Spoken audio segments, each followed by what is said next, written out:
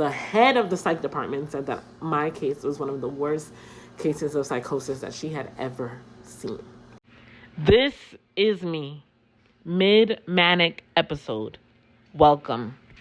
Why don't you introduce yourself to the class? Fucking Okay? statistics system. Hi, my name is Tochi with 2 eyes. Insane. I feel anxious when I'm high. Teachers say I talk too much. Better. Mama say I'm talking Better, less. In the All dark, of them I'm better. like a torch. From the hood, I hop the porch. I don't bang or slang on gang, but my dad keep them things. Okay, so I'm going to show you guys some pictures of me during my episodes. So this picture, April 2020, depressed. May 2020, depressed. I had just had a mental breakdown. I had just got diagnosed with bipolar disorder, depressed. May 10th, depressed. I'm going to show you guys a video, trigger warning, for alcohol abuse of me just spiraling.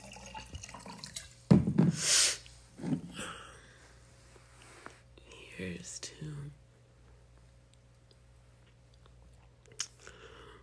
who should I dedicate this to?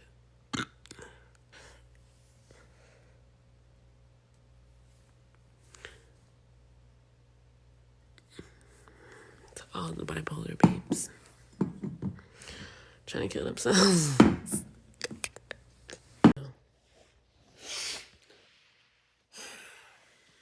My second class Susie. That's me. I decided not to record this through Instagram and just record it for myself because, hello, bipolar film, quarantine film, crazy girl film, depression film, suicide film. I'm just kidding. I'm not trying to commit suicide, bro, but if I accidentally get a little fucked up because this wine, I'm not mad at it. May 12th, 2020, spiraling. And then I get to Costa Rica and I'm like, I'm that bitch. I'm that girl. August 7th, 2021.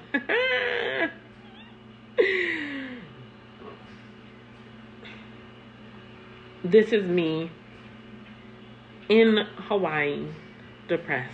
July 20th, 2022. July 25th, 2022, having just left Hawaii in Philadelphia. A really good day! Oh my God! You went to New York by yourself. Okay, so this past month, August 10th, 2022, crying, not having a good day. September 4th, 2022, back in Costa Rica, feeling like a bad bitch. November 18th, 2022. Really, really in the throes of depression. February 9th, 2023. Starting to feel like myself again. Feeling like myself again. Loving chocolate, making chocolate. April 2023. April 9th, 2023. Meeting my boyfriend!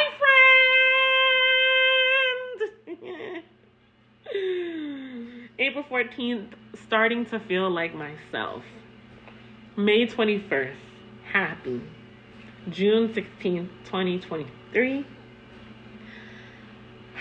So joyous. Performing for the first time in a long, long time.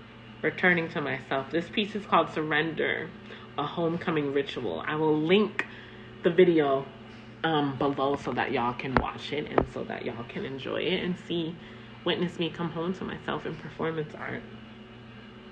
New York, July 4th. Okay, I was that girl. It's like, yes. Back in Costa Rica with my boyfriend, La Fortuna, feeling well, feeling stable, and then very quickly after that, taking ecstasy. This is my boyfriend visiting me in the hospital, August 13th, 2023. August 15th, you can see in my eyes in this picture that I was not all the way there. I was not all the way there. August 18th, not all the way there. August 18th. My friend, one of my best friends, had taken me back to the States, flown with me back to the States to make sure that I can make it back to the States. August 24th, I'm back in Costa Rica. Definitely didn't need to be back in Costa Rica. August 26th, 2023, my birthday. My 27th birthday. Didn't need to be back in Costa Rica, but there I was. And you can see in my eyes, I was not okay. August 28th, 2023, I had dyed my hair. In November, I was feeling good. Feeling good. Then I went to Brazil.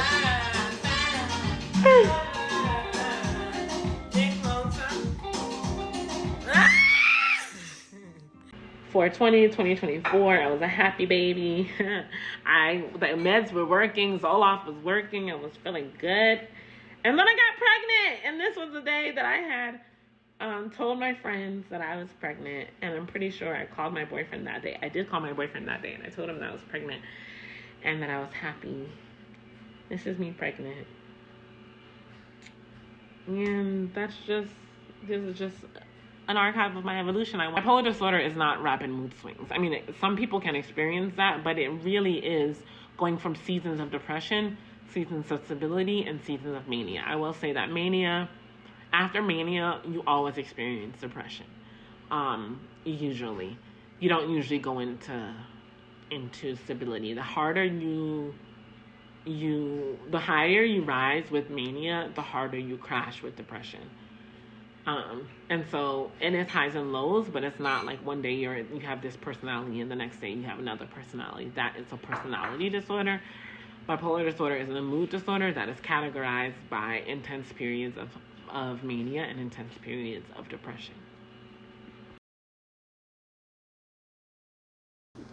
Hi, YouTube.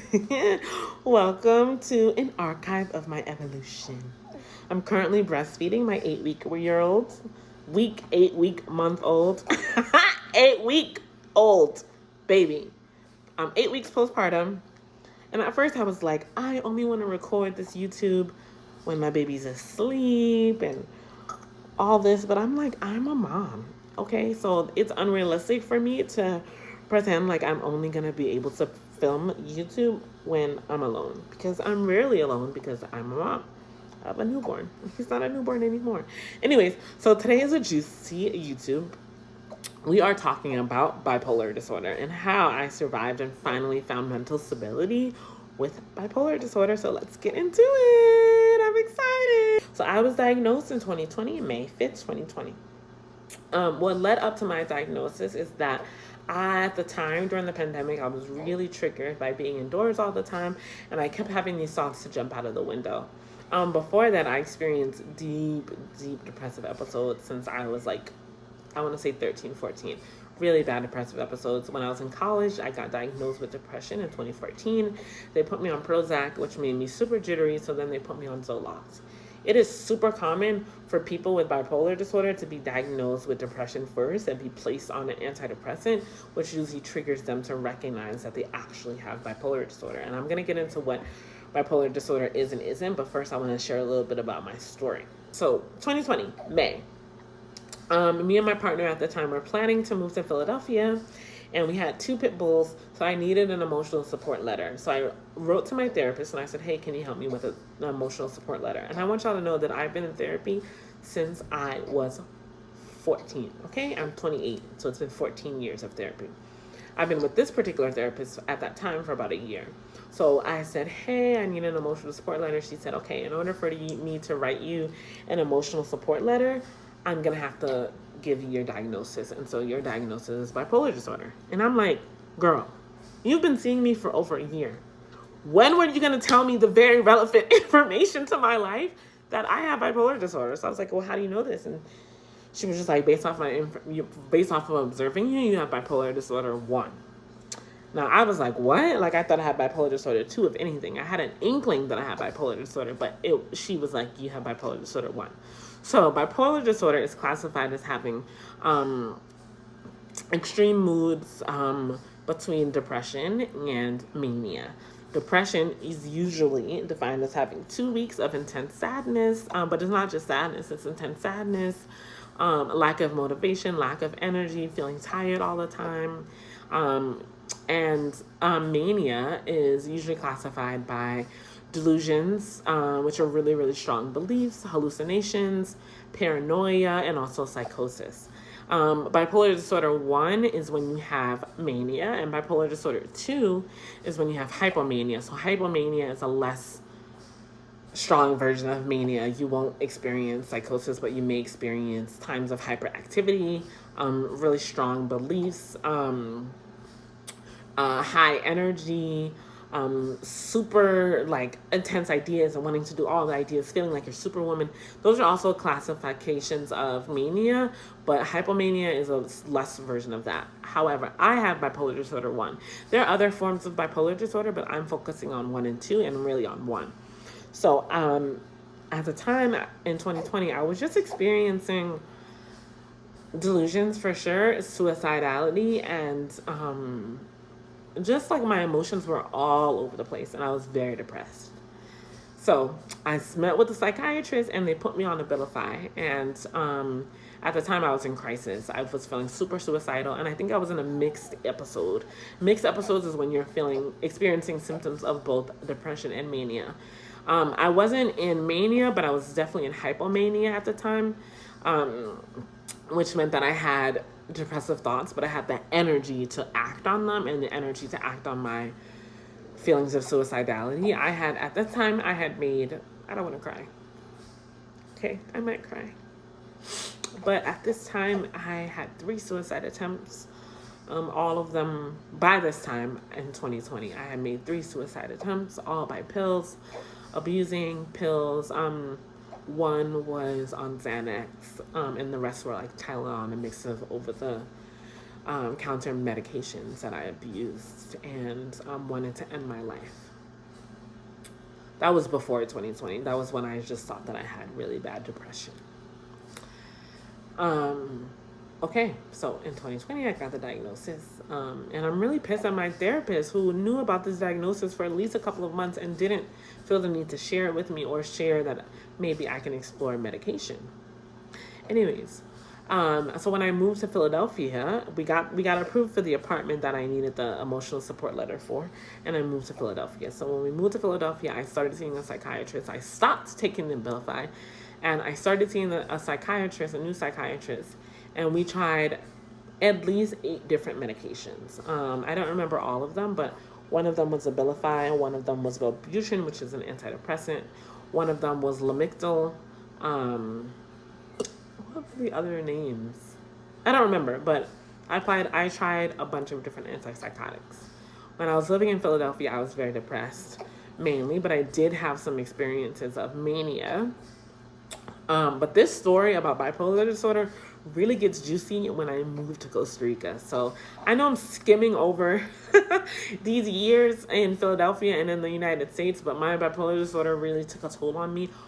I mean, that's not true. It did take a toll on me when I lived in the States because of the depressive side of it. But the mania started really when I moved to Costa Rica. So anyways, in 2020, I got the diagnosis. I was trying a bunch of different medications. I eventually landed on Lamictal and Wellbutrin for a few months. That was the longest med that I had been on. I moved to Costa Rica in 2021 in June. And when I first moved to Costa Rica, I was partying a lot. Okay? I'm looking down because I'm feeding my baby. But anyways, I was partying a lot. I was staying up. So a trigger for mania with bipolar disorder is not sleeping, and drug use. There's many more triggers, but for me, not sleeping is a big trigger. When you have mania, it is very important for you to sleep, because if you don't sleep, then you will lose your mind. But anyway, so I wasn't sleeping. I was partying until like 4 or 5 in the morning, waking up at 10 in the morning, sometimes 8 in the morning. But I was still on my meds. So I just felt like I was super happy, and I was happy. And I was also probably experiencing little bits of hypomania, so it wasn't super concerning for me at the time. Flash forward to October 2021, I needed to refill my medication, my Wellbutrin and my Lamictal. Wellbutrin I'm forgetting the name, the scientific name, but Lamictal, the scientific name is lamotrigine. The generic version of both Wellbutrin and Lamictal. However, I needed a refill when I was in Costa Rica, so I went to get a refill of the Lamictal at the local pharmacy, and they didn't have the generic brand. They only had the regular, real brand of Lamictal. So when I started taking the Lamictal, the real brand, I started to get symptoms of just onset symptoms. I was getting really jittery. I wasn't really sleeping super well. So I was like, fuck this. Like, I had already talked to my psychiatrist at the time about weaning off of both of those medications because I was doing so well in Costa Rica, or at least I had thought that I was doing really well. So I was like, okay, I'm going to go off of these medications. So my plan was to taper off of the medication, but because I started getting the onset symptoms of medication, so when you start medication, you can get onset symptoms, which just means that a lot of people get jittery, a lot of people have issues sleeping, a lot of people have stomach issues, a lot of people are super tired. Onset symptoms are really symptoms that start when you start a new medication and your body is adjusting to the new meds. And so the people say they're side effects, but they are not just side effects. They really affect you. So I was like, fuck this. I'm not doing these symptoms all over again. I had already gone through a shit ton of medications. And so I just went off cold turkey. You should never do that with bipolar disorder. Okay?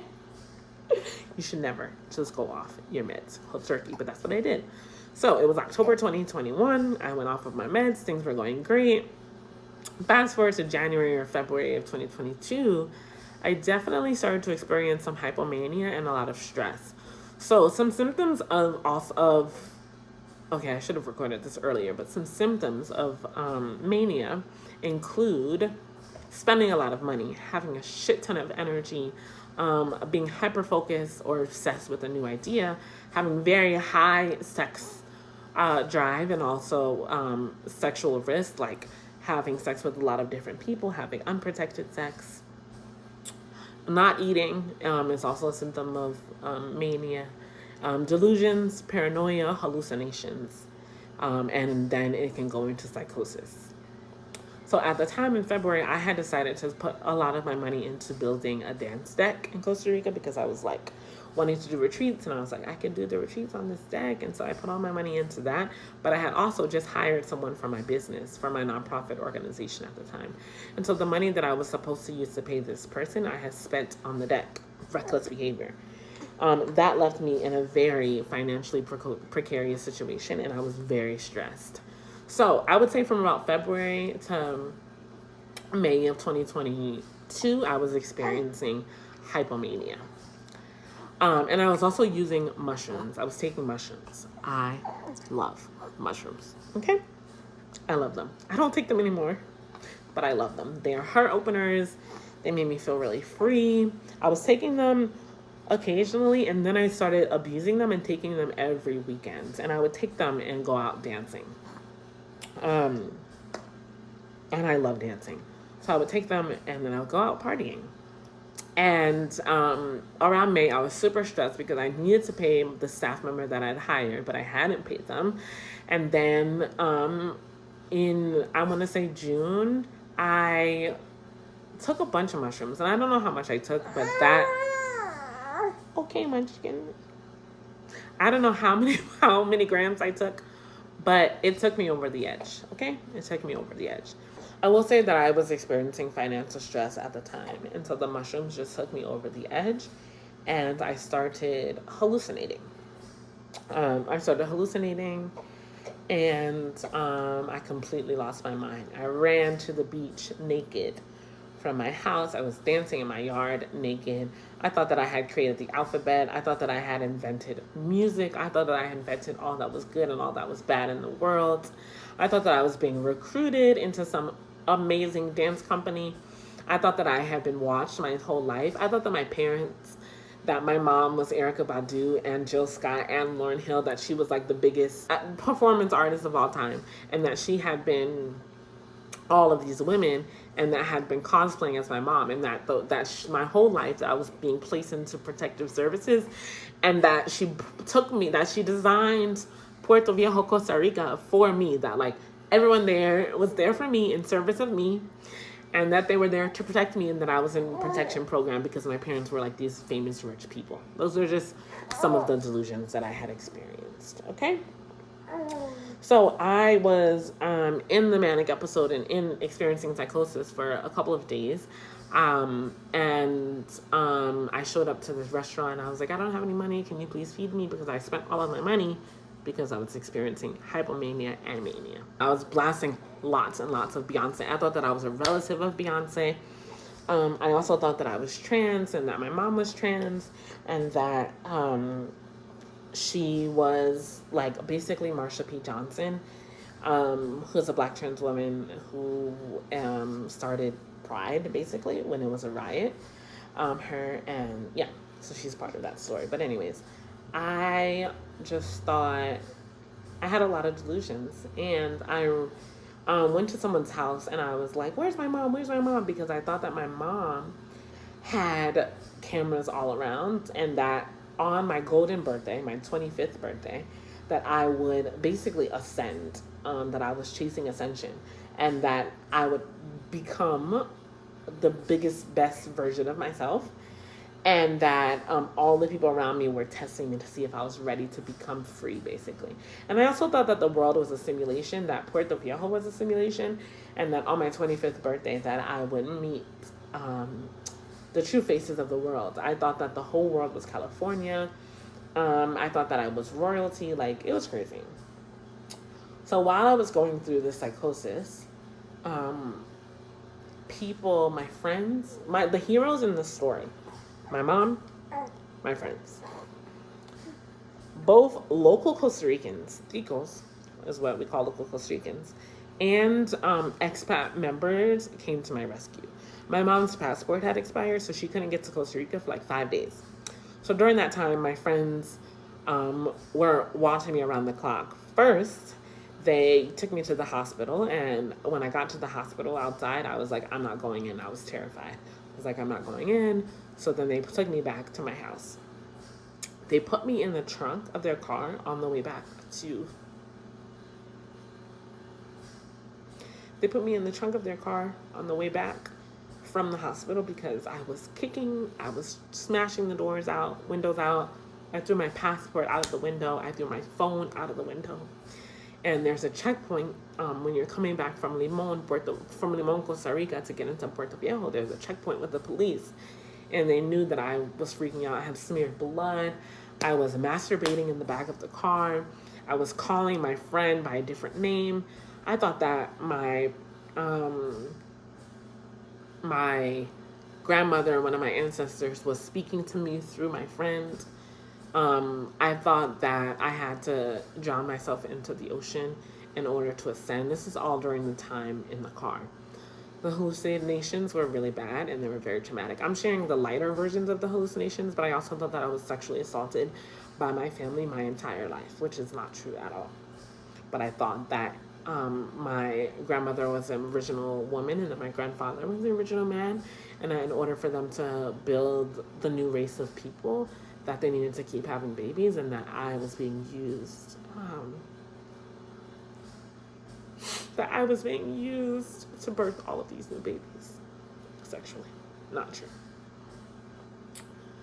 Whew. Anyways, so I know this story is scattered. That's because I have ADHD as well. A day later, my other friend was like, we're going to take you back to a different hospital. When I got to the hospital, I was freaking out and I left the hospital. I escaped from the hospital, but I was only in the waiting room. I escaped from the hospital and I escaped from the hospital and I went missing. I was roaming the streets of Limon the entire night by myself. The person who was accompanying me couldn't keep up with me, and so I went missing. People were looking for me. They didn't know where I was. I didn't have my phone. I didn't have my passport. I didn't have anything. I was just roaming the streets of Limon by myself in psychosis, which I'm so blessed and protected because so many things could have happened to me. I was banging on people's doors, looking for my mom. Like I said, I thought I was going through like a scavenger hunt trying to find my mom, that I was about to ascend, that my mom was putting me through this big spiritual test for me to be free for my 25th birthday.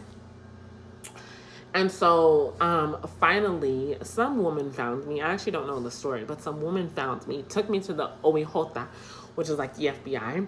And some of my Costa Rican friends came and met them at the OIJ, the FBI basically, and took me to the hospital. So they came to my rescue. They took me to Limon Hospital again, where I was successfully admitted. But while I was there, I was hallucinating. And so at that time, I thought that I was about to be sacrificed. I was hearing all of these noises. I thought that I had like a jewel deep inside of me, some jewel, and that I was a target basically, and that I was going to be sacrificed in order for the magic of Puerto Viejo and the magic of Limon to continue, the magic of this space that I lived in for 3 years to continue. I thought that I was about to be sacrificed, and so I was terrified.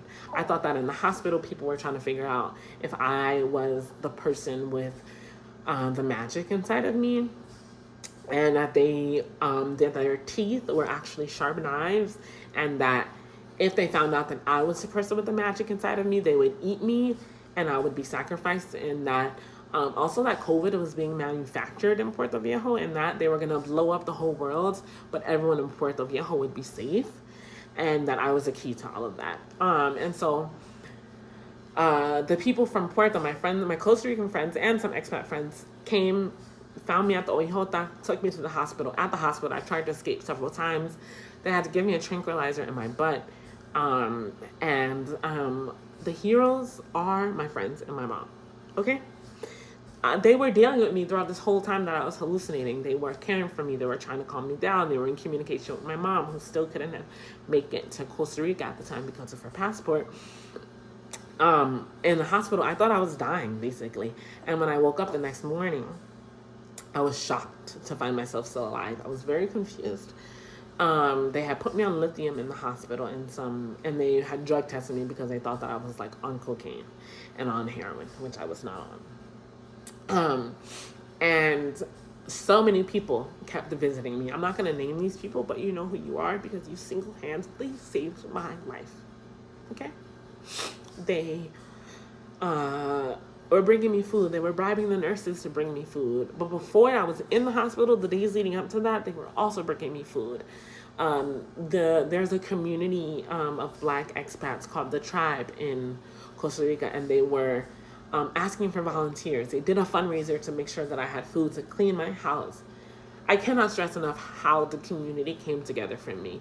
One of my really good Costa Rican friends rode with me in the ambulance to take me to the Hone Creek clinic, and was able to call my mom and tell her like Nana is not okay. I'm not exactly sure the timeline because I don't remember. When I was experiencing my psychotic break and my psychosis, my memory, I have lapses of my memory. I had jumped on top of a neighbor's car, and I was jumping up and down her car, thinking that I was free. That's when after that I ran to the beach naked. I mean, it was crazy.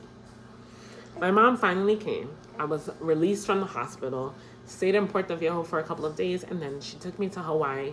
I stayed there, and that is when I started getting back on my meds and getting support for my bipolar disorder.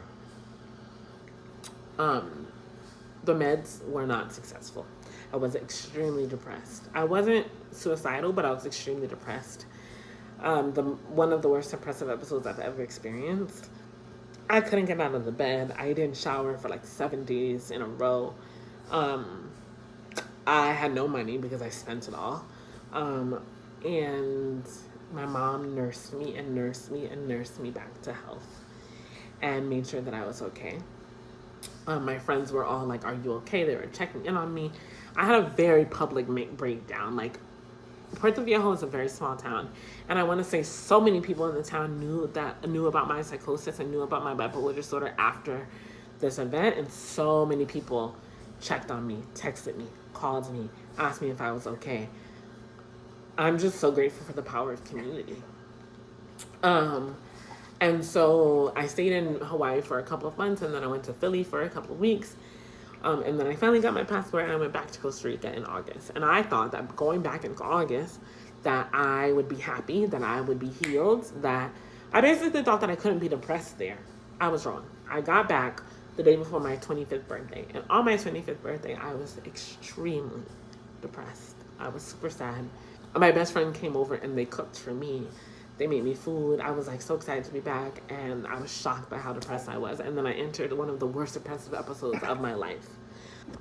Like I said, I believe that I was also experiencing a possession, but I don't get really into the possession until my second manic episode in Costa Rica. So stay tuned. I know I'm talking a lot, but the second episode was more recent, so I have more memory. But anyways, from August, I want to say until April 2023, I was extremely depressed.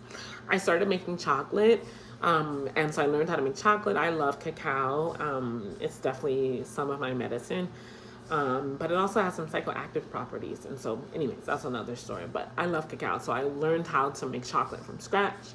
I was giving myself cacao ceremonies, and at this time I had been taking different medications, and I didn't feel trustworthy. I didn't trust my psychiatrist, so I was like, fuck it, I'm done taking the Wellbutrin, I'm done taking the Lamictal, I'm gonna try something else, and we're back. So I tried Quetiapine, Seroquel, and I had basically was like, I'm gonna decide what medications I take. In Costa Rica, you don't need a prescription for antipsychotics. So I was just like, I'm gonna get on Quetiapine. I don't care what my doctor has to say. I'm gonna do what I want. And at that time I was seeing my doctor virtually, and so I got on Quetiapine, and I was just on that from, I want to say I got on that in like October, November, from November until August of 2023. So from about August of 2022 to April of 2023, I was experiencing depression, but I was slowly coming out of it. I was slowly coming back to myself. You're going to see some pictures of me here, slowly coming back to myself. I started dancing again. And I was slowly coming back to myself. And then I went to New York for part of the summer, and I went to St. Louis for a dance residency. So I performed for the first time in a very long time. I performed burlesque. I performed performance art.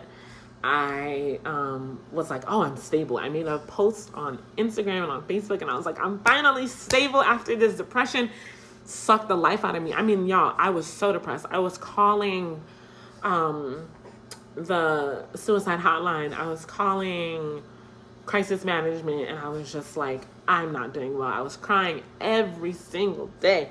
I had to say goodbye to my dog. I had to rehome my dog because I was just too depressed to take care of him. Like, the depression was really bad.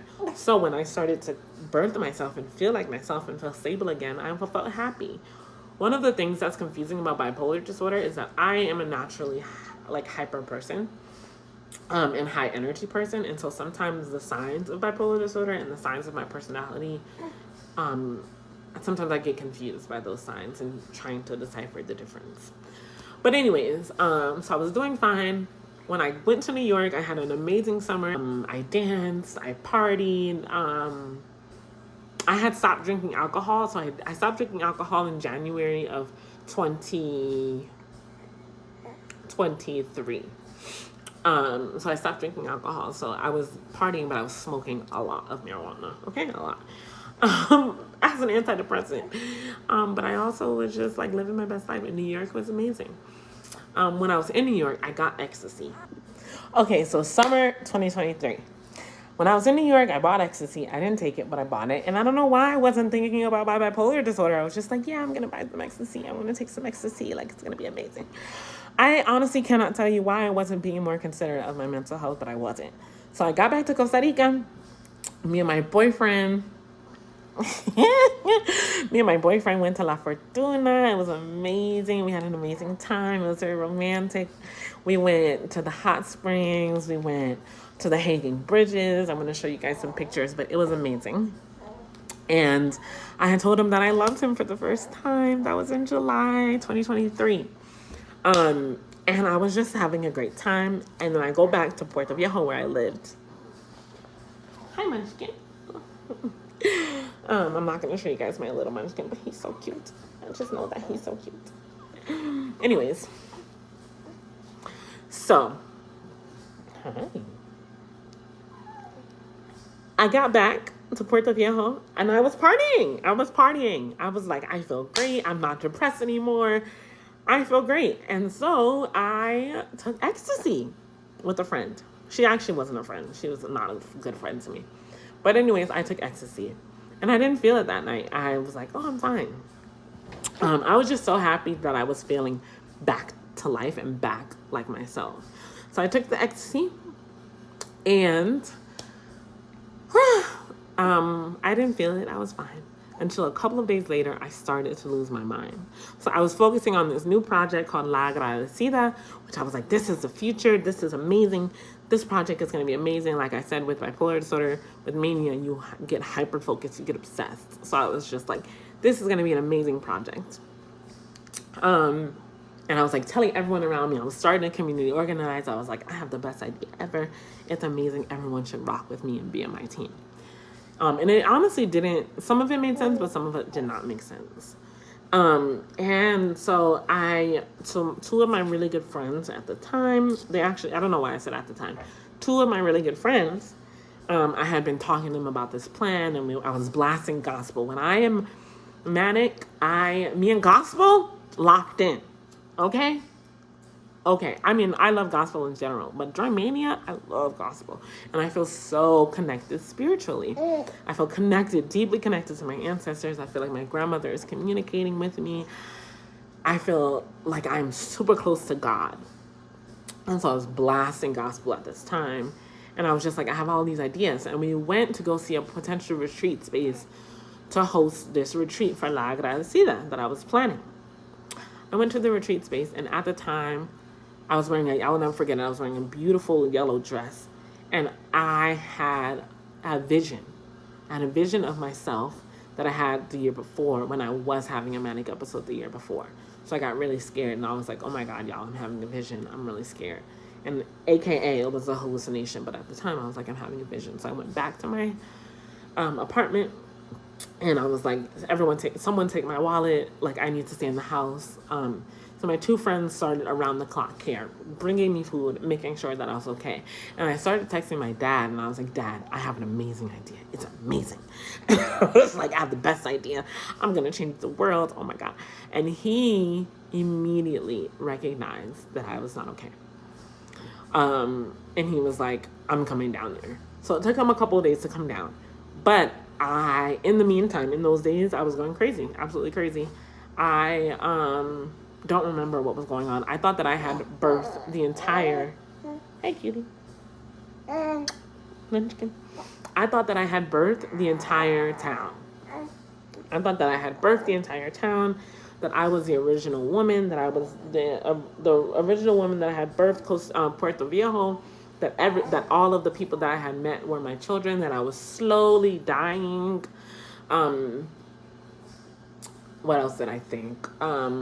I thought that I was a queen, that everyone needed to bow down to me, especially white people. I was like, bow down, white people. I am your queen. Serve me. It was crazy. But I also was saying things about sexual assault that was not my experience. And I have an ancestor who was a very harmful ancestor. And he sexually assaulted somebody. And I think that his spirit was in my body. That's part of it. And I also think that I had benevolent spirits as well in my body that were on both ends of sexual assault, both the violator and the violated, because I was just saying things that were not my history. I remember my friends told me that I told my dad that I was trans. I'm not trans. I'm queer, but I'm not trans. I was just saying all of these things. And I thought that the history of sexual assault from my first hallucination came back, from my first psychotic episode came back. And I thought that I was being sexually assaulted again. I thought that I would have to be sexually assaulted again in order to move on as a birthday present. It was really fucked up and twisted.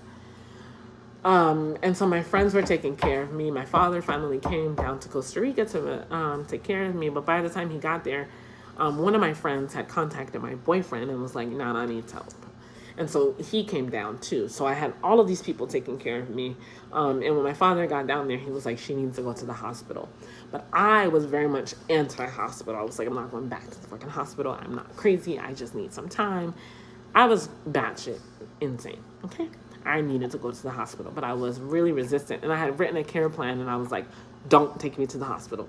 And my friends were like, she doesn't want to go to the hospital. But I eventually went to the hospital in San Jose. And the head of the psych department said that my case was one of the worst cases of psychosis that she had ever seen. I was in the hospital for 12 days. I don't remember much of my time in the hospital. My mom eventually came to take care of me in the hospital. She stayed with me. And then once I was like really lucid, I was discharged from the hospital. And I went back to Puerto Viejo, and I was like, I'm going back. Puerto Viejo has a Walaba parade. It's like the Afro-Caribbean parade in August. And so at this point, it was August 12th that I was released from the hospital. My birthday was August 26th. The parade was on my birthday that year, and I was like, I am not missing it. So I went back, and I was wilding out. I went back, and I had another breakdown in public. My friends were trying to take care of me. I was spending a lot of money, just spending a lot of money. I was definitely manic, but I didn't think I was. I was like, no, I just got out of the hospital. I'm on this medication. I'm not manic anymore. My friends were like, bitch, you're manic. Okay, you're manic. They were like, you're manic. And so they were trying to get me to go back to the hospital. I was like, no, I'm not that crazy. I don't need to go back to the hospital. And eventually, I think I was skipping some of my medication. At that time, my doctor had put me on Zyprexa, olanzapine.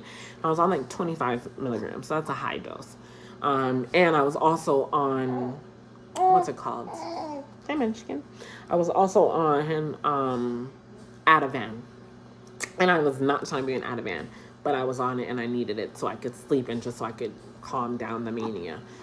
And my birthday came and I was wilding out. I was spending tons of money. I was dancing. I was smoking. I wasn't taking any other drugs, but I was smoking marijuana and I was just wilding out. I went back to the States after that because my family and my friends were like, you need some close observation. And my dad was basically like, you need to go into intense outpatient care because you're manic.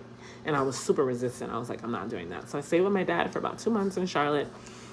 And I was super paranoid during that time. I flew back to the States on 9/11. So I was super paranoid. I thought that my medication was slowly poisoning me, that I was ingesting a bomb. And that, I thought that the medication was poisoning me, that I was ingesting a bomb. And that when it was time for me to take my medication, that basically I was a terrorist. That was another arc, that I was being recruited to be a terrorist. I thought I was being recruited to blow up the United States. I mean, it was wild. Okay, so I got back to Costa Rica 2023 October. Definitely still hypomanic, coming off of full mania into hypomania. And yeah, so I was on olanzapine, the Zyprexa, and I was slowly weaning off. My doctor told me that I was doing really well. I was sleeping at night. I was doing really well. So from there, I started exercising. I started meditating. I started praying. I started reading the Bible, actually, because I was like, there are lots of codes in this book, and I want to receive them. I am not a Christian, nor Catholic, nor do I... I don't belong to any of those religions, but I do think that there are interesting stories in the Bible. So I started reading the Bible. I started practicing yoga. I started meditating. I had been doing those things previously in my life, but I was really using those things to ground my energy. And I was also working with herbs. I love Tulsi. I love holy basil. I love lemon balm. Lemon balm is actually one of the only herbs that's indicated for bipolar disorder to help calm your nervous system. 2023 was when I really started to calm down. The Ativan was super helpful for my nervous system. And the olanzapine, let me tell you, Zyprexa is that girl. Okay? Zyprexa is that girl. It was like the only antipsychotic that really worked. Really controlled my craziness, that didn't have a ton of side effects. I felt really good on it. I stayed on 10 milligrams for about a year. And then I cycled into 5 milligrams, which I'm currently on. And so we'll talk about currently. So currently, I've been on the Zyprexa since August of 2023. It's currently March of 2025. And in about February, I went to Brazil with my boyfriend. It was amazing, but I fell into a depression while I was there. So I started taking Zoloft. And I was on Zoloft for a while during my pregnancy as well. I got pregnant. So I want to say the things that help. So my meditation practice, my herbalism, my yoga, running, exercising, getting the extra energy out, and also the medication. I was anti-medication for a while, and like I said, I'm a very spiritual person. And I was just like, I can heal all of this bipolar naturally. And in my case, that's not the case. At least that's not true for me right now. Right now, I need the medication. So far it's been I'm laughing because my boyfriend is trying to be so quiet and failing at it right now, but it's okay. So far, it's been a year and a half on the olanzapine, and I really, really, really am grateful for it. And so after I left Brazil, I got pregnant on purpose. And I was on the Zoloft and the olanzapine for most of my pregnancy, and then I made the switch to Lexapro because I found that the Zoloft was making me very, very numb. And it was very hard for me to feel my feelings. So I switched to Lexapro. And Lexapro, olanzapine, that girl. Okay? They're both that girl. Both of them. Because my nervous system is so calm.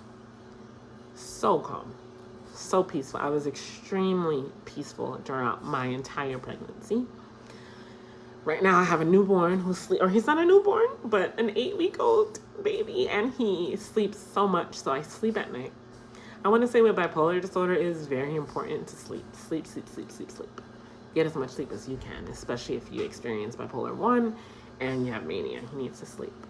And I had stressor after stressor in my life, especially during my not throughout my pregnancy, but throughout my delivery, and my baby was in the hospital for 4 weeks. And I wasn't stressed. I handled it well. I had car issues. I had money issues. I had all kinds of issues. And I want to say that my nervous system is so calm now, and the base of my body is so calm. My root chakra is grounded to where I am finally stable for real this time. And I hope that that continues. And I also have a great team. I have a Black woman psychiatrist here in Costa Rica. I have a Black woman therapist. I have Black women who are holding me down. And I have friends and family who are caring for me and who look out for me and who are not afraid to say, hey girl, do you need to check in with your therapist, or do you need to check in with your psychiatrist? I really, really thought that I was possessed during my last psychotic break because, like I said, I was experiencing visions and beliefs that were not mine, but that were truths from other ancestors of mine, especially as being a descendant of enslaved people.